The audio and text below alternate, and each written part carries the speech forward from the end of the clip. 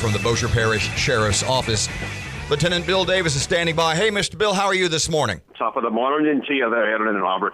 Oh, yeah. Man, between the two of you, I feel like I'm in downtown Warsaw. I just... Warsaw! Well, give me a break. Come on, it's not that bad. Well, I was referring more to Erin's, but okay. You and I have had a couple of conversations. You've sent a bunch of photos over the last couple of days.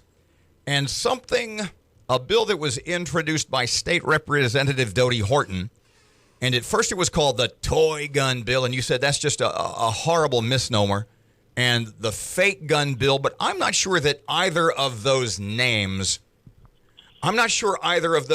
really explain or describe to people what a big deal and an important law this is, do they?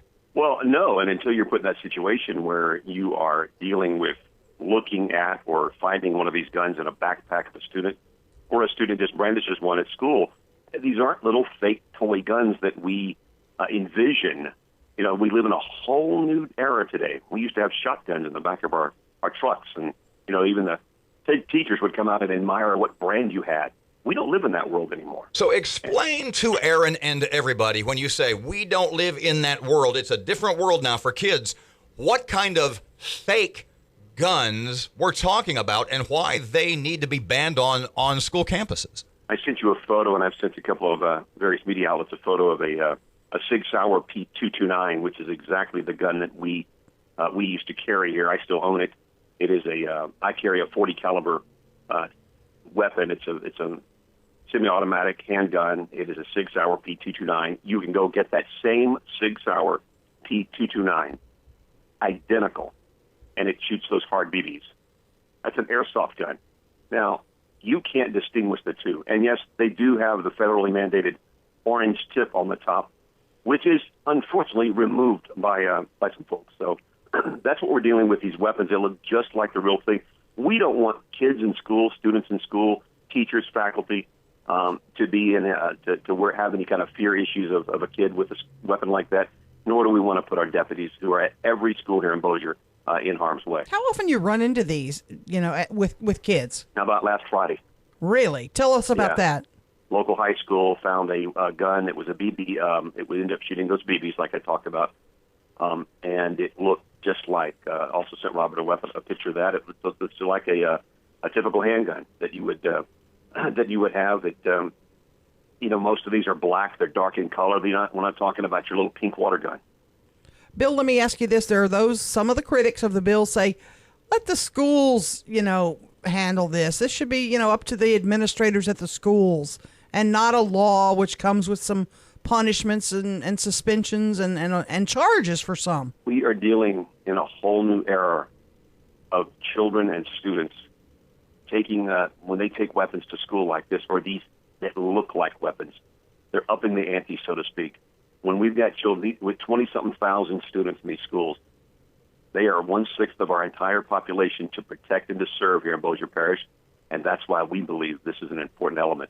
Sure, if you left it up to the teachers, that's one of the reasons we have a deputy in every school here in Bossier Parish. We're leading the edge on that.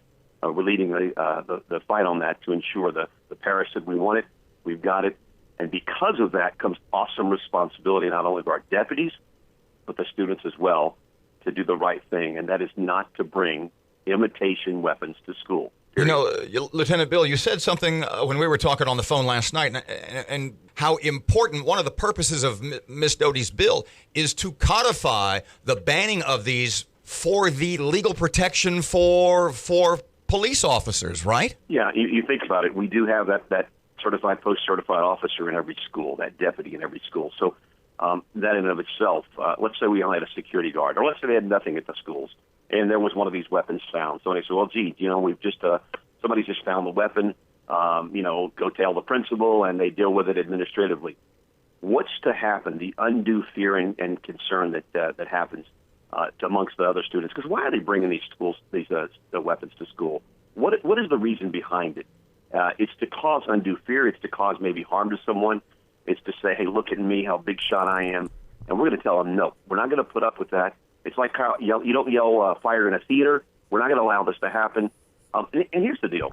When you think about it, it's not just the protection of the deputies who are in those schools. That's a big part of it, because a sheriff has said many times, and as Representative Horton has said, if one of these kids pulls out one of these weapons from his backpack or just happens to brandish it around the school, our officers have been trained to do one thing when they perceive a deadly threat to themselves or others, and that is to take action. And none of us wants to live with having to discharge our weapon at a school with a teenager because they did not do the right thing. You know, you made a hell of a point in a text the other morning, and a listener had texted us that said, first responders, police, sheriff's deputies, whatever, need to be better trained to spot the difference. You sent me a photo of a couple of the fake guns, and you can't tell. You said, real or fake? Decide. Sorry, you're dead.